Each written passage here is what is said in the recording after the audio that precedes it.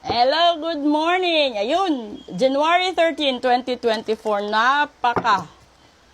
hindi maganda yung nangyari kahapon kasi buong araw, no, hanggang gabi, nagkaroon tayo ng brownout dito dahil sa malakas na hangin na tumba yung mga poste. At saka hindi tayo nakagawa ng live, pero hayaan nyo, by Tuesday magla-live tayo. And I'll make it 9 to 10, ay 8 to 10 talaga. So, magiging 2 hours na live yon. At ito muna, okay? Kuha muna tayo dito. This is our daily episode 3209, 3210, and 3211. Okay, bago ako magsimula, nakikita niyo dito yung mga taro na mga brooch, okay? Kung sino man yung gustong umorder nito, ilalagay ko yung link, galing ito sa tindahan. Tindahan ng alahas, yung nagbigay sa akin. Yan na rin yung gawin yung tulong. Kasi papunta yan sa, yung revenues niyan, doon mapupunta sa Piso Caravan na charity na hinahawakan ko. Okay? So, umorder na kayo. Ito, una, regeneration. Pangalawa, intuitive. Bakit? And then community, siguro ang dami yung problema ngayon, no?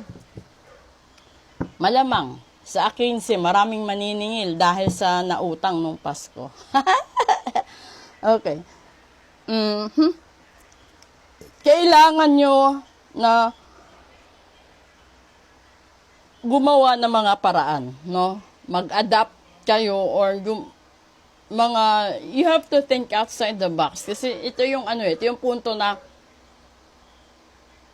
paiksi yung panahon to settle some of your bills probably. And then, pakinggan mo yung binubulong ng kaluluwa mo. So, kung darating ka sa punto na may sahod ka mamayang hapon, huwag mo nang gastusin sa mga bagay na makakadagdag sa problema mo. Yung gagawin mo is bayaran mo yung mga tao na inaasahan yung yung pangako mo na magbabayad ka kapag may pera ka, no? And then ito kasing pangako na ito hindi lang dahil sa pera, no? May mga tao na may pinangakuan ka. No, halimbawa may mahal ka sa buhay mo na pinapangakuan mo.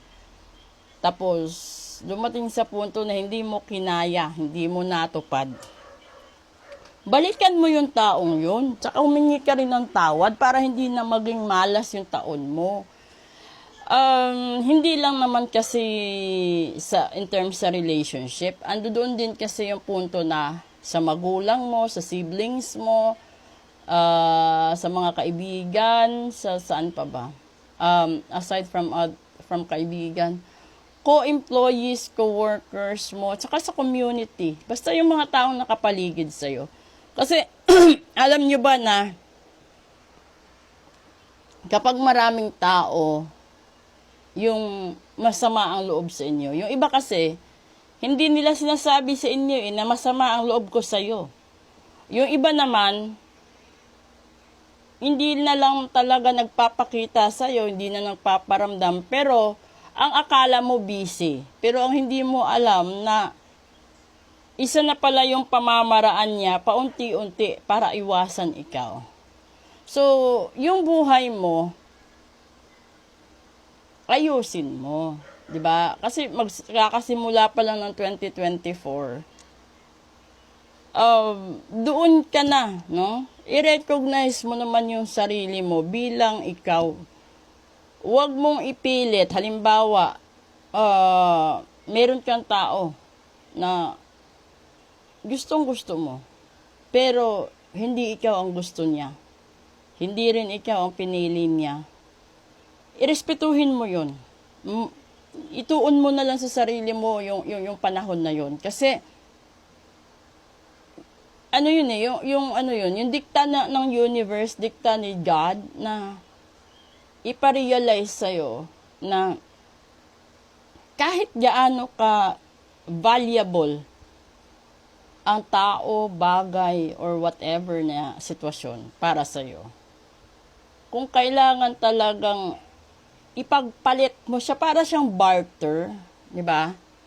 Ipagpalit mo siya sa mas maganda pang oportunidad, mas malawak na blessings, at saka mas alam ng Diyos at saka ng universe kung ano yung pinakamaganda para sa'yo. Kasi hindi naman niya tatanggalin yon kung alam niya na hindi yun magbibigay sa'yo ng severe pain.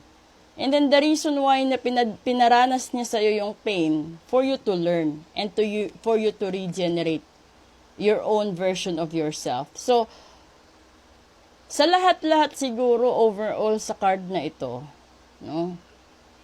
Mapaboss, empleyado, relatives, kapitbahay, lahat-lahat, yung pinakamaganda is you focus on yourself. No?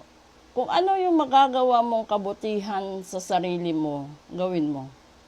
Kung nasasaktan ka ngayon, piliin mo i-enjoy ang buhay mo. Kung lalong-lalo na kung may sariling kita ikaw, then you focus yourself, i-enjoy mo sarili mo, lumabas ka, gumawa ka ng kung ano man yung mga meron na hilig ikaw. Kung gusto mo naman na magkaroon ka ng mga, parang purpose ang buhay mo, then you go with charity works. Sumama ka sa mga ganun na gawain para ma-enjoy mo, para naman maramdaman mo sa sarili mo na hindi lang yung specific na tao ang kayang punuan ang kakulangan at mga dyan sa buhay mo, kundi maraming tao na pwedeng mag-contribute, no, para mabuo ikaw uli. Kasi sa buhay natin, bago tayo dito lumabas bago tayo maging buo, maging totally na masaya at kontento, lahat tayo dinadaan sa pagbasag, pagwasak. So, wawasakin ka muna para mabuo ka uli. Diba? Yung parang reincarnation ng ikaw, ng pagkatao mo. Pero, yun na yung version na natuto ka na, no? Natuto ka na sa larangan ng pag-ibig, natuto ka na sa relasyon, natuto ka na sa mga paghawak ng finances mo when it comes to decision making. And then yung alam nyo, yung pinakamaganda sigurong matututunan mo sa buhay mo is yung pahabain mo yung pasensya mo, palawakin mo yung pag-uunawa mo, no? Kasi may mga tao na magagaspang ang ugali, magagaspang ang pananalita, no? Dahil sila mismo may mga pinagdadaanang problema na hindi nila kayang isolve dahil sanay sila na may mga tao na tumutulong sa kanila. So, dumating yung punto na yung mga taong yun, wala na sa side nila. Kaya ngayon, para silang mga tigre, leon, na naninira.